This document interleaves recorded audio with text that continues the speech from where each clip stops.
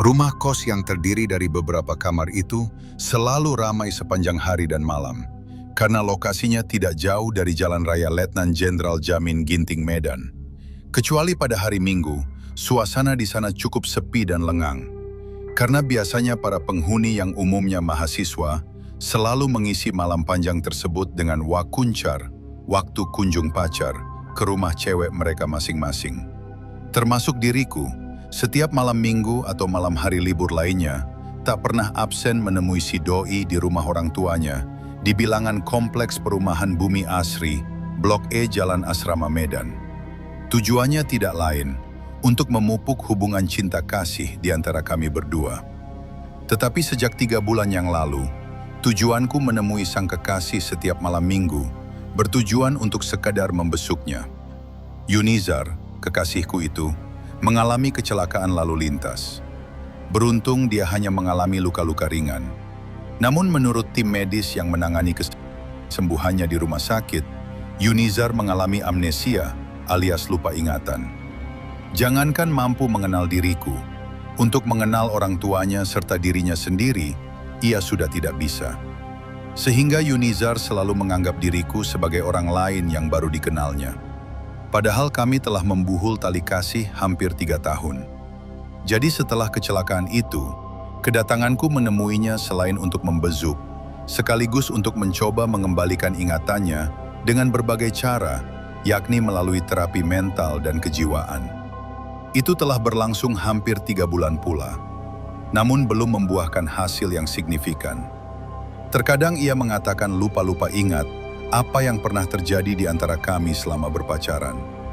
Dan aku merasa sangat prihatin dan nyaris putus asa. Apalagi dokter yang setiap waktu datang mengadakan terapi khusus, pasiennya itu konon diduga mengalami amnesia akut. Mungkin kesadarannya akan memakan waktu yang relatif lama. Bersamaan dengan itu, kedua orang tua Yunizar telah terlanjur menghimbau agar aku segera melupakan putri tunggalnya tersebut. Artinya, mereka telah merelakan aku mencari pengganti. Mungkin terpengaruh himbauan itu dan pernyataan dokter tersebut, sudah hampir sebulan aku tidak membesuk Yunizar. Setiap malam Minggu aku sering bersunyi diri di kamar kos, manakala semua penghuninya keluar dengan acara mereka masing-masing. Memang tak mudah bagiku untuk mencoba melupakan Yunizar. Cintaku terhadap dirinya sangat mendalam. Rasanya tak mungkin dan sangat mustahil aku memutuskan tali cinta kasih kami ketika ia dalam kondisi lupa ingatan seperti itu. Lagi pula, aku masih tetap menyintainya sepenuh hati. Rasanya tak ada gadis lain yang bisa dijadikan pengganti. Malam Minggu ini aku masih menyendiri, sembari merenung ketika terdengar pintu kamar kos diketuk-ketuk dari luar. Kulirik arlojiku, pukul 23.47 waktu Indonesia Barat menjelang tengah malam. Meskipun agak heran masih ada tamu pada larut begini, aku dengan malas bangkit dari pembaringan dan membuka pintu. Hah? Aku kaget dan terperangah. Saat itu aku selayaknya sedang bermimpi dalam kesadaran yang utuh. Di ambang pintu kamar kos berdiri seorang gadis yang sangat kukenal lahir dan batin. Yunizar? Apa aku tidak salah lihat? Kataku menyapanya. Kutatap wajahnya dan pakaian yang dikenakannya, yang terdiri dari baju kaos biru berpasangan dengan celana skate warna hitam bergaya anak gaul. Aku terkesima, karena sebelumnya pakaian yang membungkus tubuhnya selalu sopan dan rapi. Penampilannya yang agak berbeda itu sedikit mencurigakan, apalagi Yunizar tak pernah datang menemuiku di kamar kos tengah malam begini. Aku masih sempat berpikir, mungkin setelah bebas dari amnesia, ia mengalami perilaku yang agak liar. Kekasihku ini tak menjawab pertanyaanku barusan. Dia hanya senyum-senyum saja setelah mengambil tempat duduk di bibir tempat tidur di dekatku. Dalam hati aku berkata-kata, ini benar-benar kejutan keajaiban yang jauh di luar dugaan. Kejutan yang sungguh membahagiakan dan menyenangkan hati, sehingga sepatah kata pun tak kunjung keluar dari mulutku. Seakan diri ini telah tersihir atas kehadiran pujaan hati, dikala perasaan sedang terombang-ambing dan gundah gulana. Selama ini kami berpacaran, hanya sebatas berpegangan tangan, dan terkadang cium pipi dan kening saja. Namun saat itu Yunizar terkesan agresif, dan aku tanpa sadar coba melayaninya. Kami kemudian bercumbu dan bermesraan, layaknya sepasang suami istri yang telah memiliki surat nikah. Meluapkan berahi dan nafsu yang sudah lama terpendam. Menjelang dini hari, Yunizar pamitan tanpa ingin kutemani, dan ia mengharapkan kedatanganku di rumah orang tuanya sore nanti. Ringkas cerita, sorenya sekitar pukul 18.00 waktu Indonesia Barat, aku telah tiba di kompleks perumahan Bumi Asri Blok E. Karena pintu rumah orang tua Yunizar tidak terkunci, aku masuk saja sambil mengucapkan salam seperti biasanya. Suasana di dalam terkesan sepi-sepi saja. Tidak ada acara syukuran atas kesembuhan Yunizar dari amnesia. Salamku barusan tidak ada yang menjawab. Lalu aku melangkah masuk ke kamar cewekku. Siapa tahu di dalam ada kejutan baru untukku. Yunizar ternyata masih tertidur lelap. Mungkin masih letih dan mengantuk setelah kencan semalaman denganku di kamar kos. Demikian aku menduga-duga. Aku masih tertegun berdiri di dekat pembaringan Yunizar ketika ibunya muncul di sana. Wajah perempuan setengah baya ini masih terlihat prihatin dan berduka. Malam tadi Yunizar semalaman menunggumu, dan dia nyaris tidak bisa tidur. Langsung saja ibu Yunizar melapor tanpa basa-basi. Apa? Berarti ibu jangan bercanda. Tetapi sebelumnya aku minta maaf, karena sejak tengah malam tadi, hingga dini hari Yunizar berada bersamaku, Bu. Kini giliran ibu Yunizar yang mulai bingung. Keningnya berkerut dan matanya menyipit. Yunizar semalaman bersamamu? Perempuan setengah baya ini menatap wajahku lurus-lurus.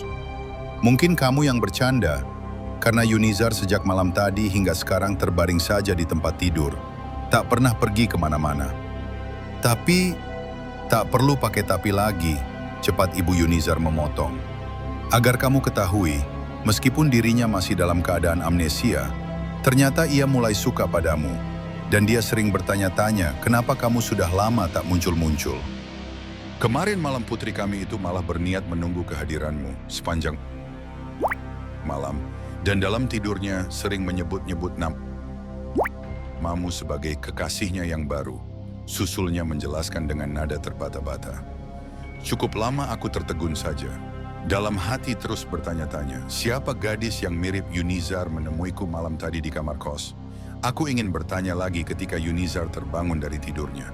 Namun sesaat kemudian ia seperti kesurupan, mengucapkan kalimat-kalimat yang tidak jelas dan tidak ada ujung pangkalnya. Ibu Yunizar kelihatan panik, lalu segera menghubungi seseorang melalui telepon. Tidak lama kemudian seorang pria berpenampilan kiai muncul di kamar Yunizar. Setelah ditenangkan, maka terjadi dialog di antara sang kiai dengan Yunizar yang masih dalam kesurupan. "Kamu siapa?" tanya pria mengenakan peci haji itu. "Mau tahu dia?" Hi, aku adalah jin perempuan yang jatuh cinta pada cowok itu." Yunizar menunjuk ke arahku. Sang kiai memandang penuh curiga ke arahku ketika sosok yang mengaku jin perempuan tersebut melanjutkan ucapan dan pengakuannya melalui Yunizar yang masih dalam kondisi kesurupan, bahwa malam tadi telah terjadi persetubuhan yang berlangsung di antara dirinya dan aku. Begitu menyimak pengakuan itu, darahku tersirap. Kaget dan malu serta penasaran, merasa telah terjebak dalam hal-hal yang bersifat mistis. Tergoda dengan jin yang sangat mirip dengan cewekku dalam penyamarannya ketika berada di alam nyata.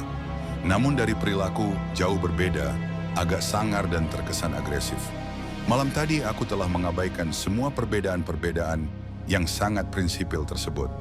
Mungkin itu terjadi karena aku sangat mendambakan kesembuhan Yunizar dari amnesia, sehingga diriku menjadi linglung.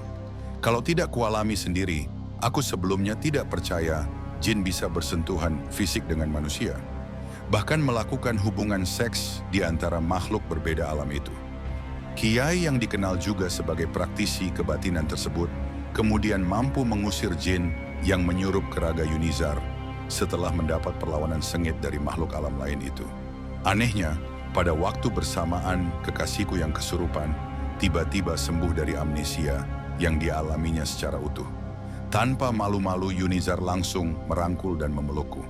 Sambil terisa-isa ia berkata setengah berbisik, "Apa yang telah terjadi pada diriku, Bang?" Ternyata kesurupan itu telah membawa hikmah yang menurutku sangat luar biasa. Meskipun di sisi lain, aku merasa telah terlanjur berselingkuh dengan makhluk halus. Terlepas apa itu nyata atau tidak. Untung saja calon mertuaku tidak percaya. Mereka menganggap diriku terlalu banyak berkhayal. Sejak itu, hubungan cinta aku dan Yunizar semakin bergairah, meskipun masih sebatas kode etik, moral, dan falsafah agama. Terkadang sosok jin betina sering datang menghantui, tampil dengan wajah yang mengerikan, tapi tidak mengganggu. Belakangan baru aku ketahui bahwa rumah kos itu ternyata ada penghuninya dari dunia lain. Setelah memutuskan untuk hengkang dan pindah dari sana, aku kemudian bebas dari gangguan atau teror mistis.